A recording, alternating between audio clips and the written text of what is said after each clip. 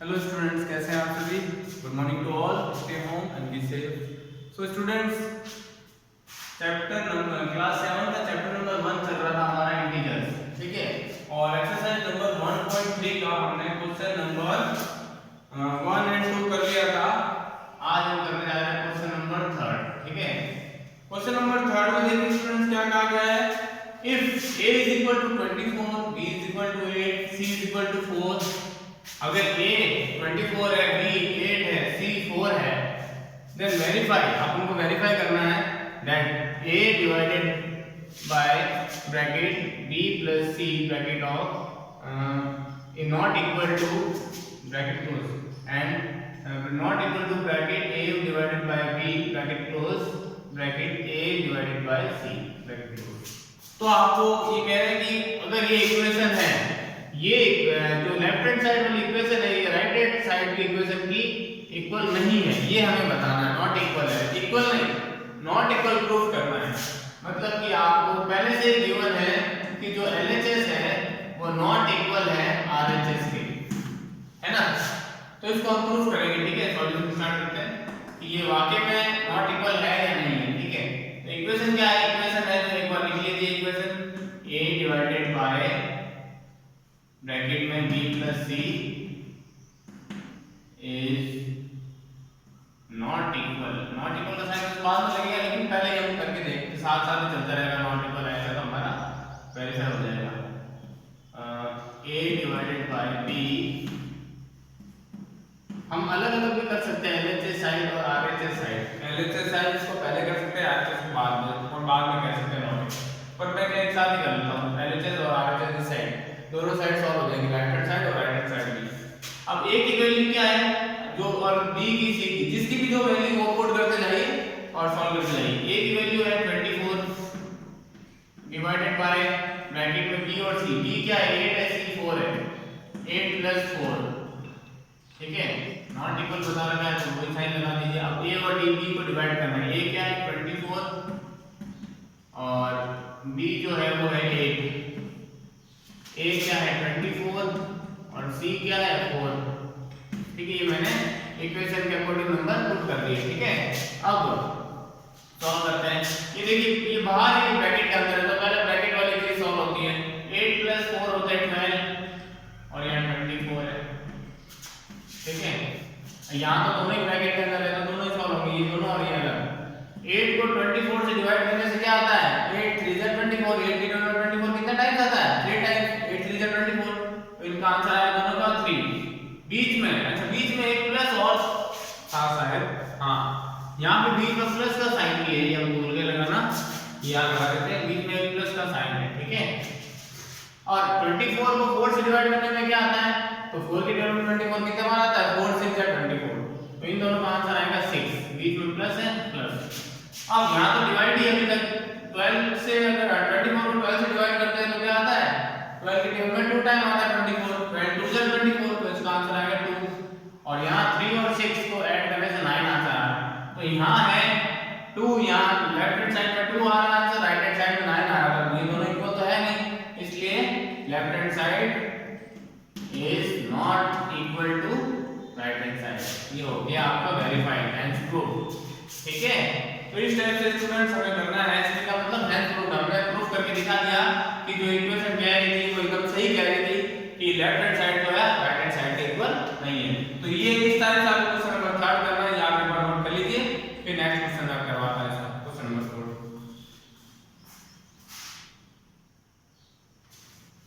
Okay students, तो आपने question number 3 note कर लिया होगा। अब क्वेश्चन नंबर 4, क्वेश्चन नंबर 4 देखिए। Right 4 pairs of integer a b such that a divided by b is equal to -4। ये क्वेश्चन कह रहा है कि कोई ऐसे 4 पेयर यानी 4 जोड़ी बतानी है आपको, इंटीजर के 4 जोड़ियां बतानी है, पेयर्स इंटीजर होने चाहिए, लेकिन उनका जब a और b जो भी आप लो, 2 नंबर लेना आपको, एक a और एक को b मान के उनको डिवाइड करने का आंसर -4 ही आना चाहिए। तो ऐसे कौन सा नंबर है जिसको डिवाइड करने पे 4 मिलेगा, तो आपको इसको ढूंढने का सबसे अच्छा तरीका आंसर क्या लाना, 4 लाना है। 4 किसके टेबल में आता है, ये ध्यान रखिए, 4 खुद के टेबल में आता है या फिर 8 की आता है ना, नहीं 4 के टेबल में क्या क्या आता है, तो डिवाइड होगा तो अपने आप 4 आ जाएगा, 4 8 12। इस टाइप के नंबर में 4 आता है ना, 4 के टेबल में ये आता है, तो हमें -4 आंसर लाना है। तो आप अंदाजे से आपको ए और बी मानना है, ठीक है। तो ए और बी आप क्या मान सकते हो, ए और बी मानना है तो एक बार अगर मैं ए मानता हूं, ए को मैंने माना सपोज 8, ठीक है, तो और बी मैं मानता हूं 4। आपको पता है 4 और 8 को डिवाइड करने पे क्या आंसर आता है, 2 आंसर आता है। तो फिर हमें क्या करना पड़ेगा, यहाँ 2 लेना पड़ेगा। तो 2 के टेबल में 8 को अगर मैं डिवाइड करूंगा तो 4 आ जाएगा, 2 4 8 होता है। तो ऐसे नंबर आपको ढूंढने हैं, तो आप 4 के टेबल लिखिए कि आपको नंबर लिखने में मदद मिलेगी, ठीक है। तो 2 से डिवाइड करने पे 4 आता है। कैसे, देखिए अगर मैं लिखता हूं 8 डिवाइडेड बाय 2 तो आंसर क्या आता है, 4 आता है। 2 से 8 को डिवाइड करने पे 4 आ रहा है, लेकिन हमें आंसर लाना है -4 लाना है। तो दोनों में से एक नंबर माइनस का करना पड़ेगा। तो एक नंबर मैं कर रहा हूं माइनस का, 8 को मैंने कर दिया। अच्छा, दूसरी बार इसी नंबर को मैं अगर लेना चाहूं तो मैंने जैसे ए और बी लिया, हर बार लिखने की जरूरत नहीं है आपको, ये तो मैंने एग्जांपल समझा आपको। ए और बी हर बार अलग अलग लेना है, ठीक है। तो इसको मैं रफ कर देता हूं। तो मैंने एक बार 8 ले लिया, ठीक है, क्योंकि हमें क्या करना है, हमें डिवाइड बनाना है। डिवाइड बनाना है कि a को डिवाइड करना है b से और आंसर 4 आना चाहिए, ये हमारा क्वेश्चन है, ठीक है। तो मैंने -8 कर दिया, एक नंबर माइनस होती है आंसर माइनस का हो जाएगा, ठीक है। अब मैं क्या करूंगा, 8 को प्लस का रहने देता हूं और 2 को माइनस का कर देता हूं, तो भी आंसर -4 ही आएगा, क्योंकि वही है 8 को 2 से डिवाइड करने पे 4 आता है और एक साइड माइनस होनी चाहिए। तो इस बार मैंने 2 को माइनस कर लिया, तो इसको ब्रैकेट में लेंगे हम, है ना, ब्रैकेट में रखेंगे, माइनस को खुला नहीं रखते। तो इस तरह से आंसर 4 ही आ रहा है। इसके बाद देखेंगे हम कि अगर और कौन सा नंबर है जिसमें डिवाइड करने पे -4 मिलता है, तो 12 को अगर मैं डिवाइड करूं किससे, 12 को अगर मैं 3 से करूं, 3 4 या 12 होता है, तो 3 को 12 से डिवाइड करने 12 को 3 से डिवाइड करने का आंसर 4 आता है। अब लाना -4 है, तो दोनों में से एक को माइनस करना पड़ेगा, चाहे आगे वाले को करो चाहे बीच वाले को, तो ये 4 हो गया। उसी टाइप से हम एक बार 12 को किया हमने माइनस, जैसे हमने 8 को 2 को किया था, उसी तरह हम एक बार 3 को माइनस का बना लेंगे। तो इस तरह से हम आंसर -4 ले आएंगे। तो इस तरह से हमारे 4 पेयर मिल गए, हमको 4 पेयर ढूंढने थे। तो 4 पेयर कौन-कौन से मिले उसको साइड में लिख दीजिए। एक बार मिला हमको -8 और 2, यानी ये हमारे a और b है, हमें a और b को निकालना था इस टाइप से, है ना।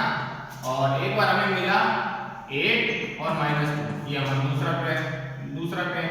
तीसरा जो पेयर था वो था -12 और 3, और चौथा जो पेयर मिला वो हमें मिला 12 और -3। इस तरह से 1 2 3 4 ये हमारे 4 पेयर्स है। ये नंबर मैंने आपको रफली लिखा है कि आपको 4 की टेबल बोलनी, बाकी ये आपका काम होगा। तो इस टाइप से हमने 4 पेयर ढूंढ लिए, यही हमारे आंसर है, हमारा आंसर ठीक है, हमें 4 पेयर निकालने के लिए कहा था। तो इस तरह से क्वेश्चन नंबर 4 करना था, ठीक है स्टूडेंट्स। तो ये आप कर लीजिए एक बार प्रोग्राम, उसके बाद हम नेक्स्ट क्वेश्चन करते हैं और मैं आपको होमवर्क बताता हूं। ये आपका क्लास वर्क रहेगा।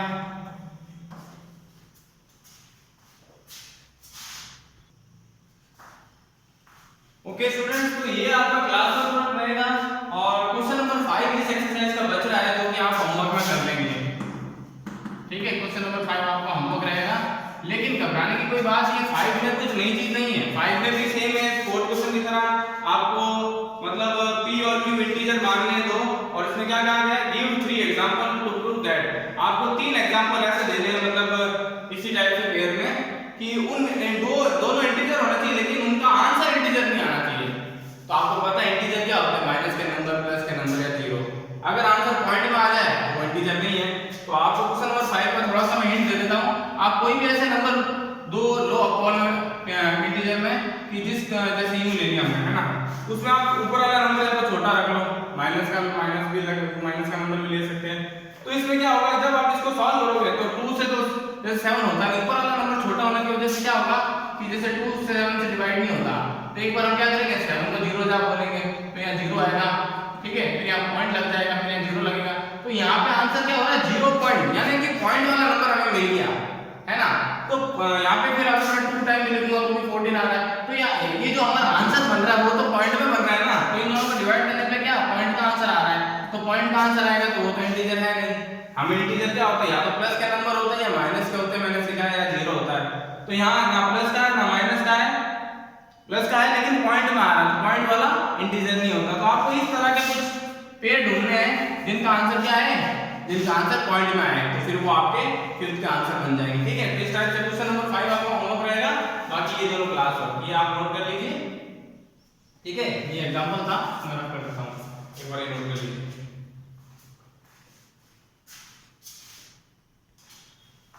तो स्टूडेंट्स आज के लिए इतना ही, बाकी का हम नेक्स्ट क्लास में करेंगे। तब तक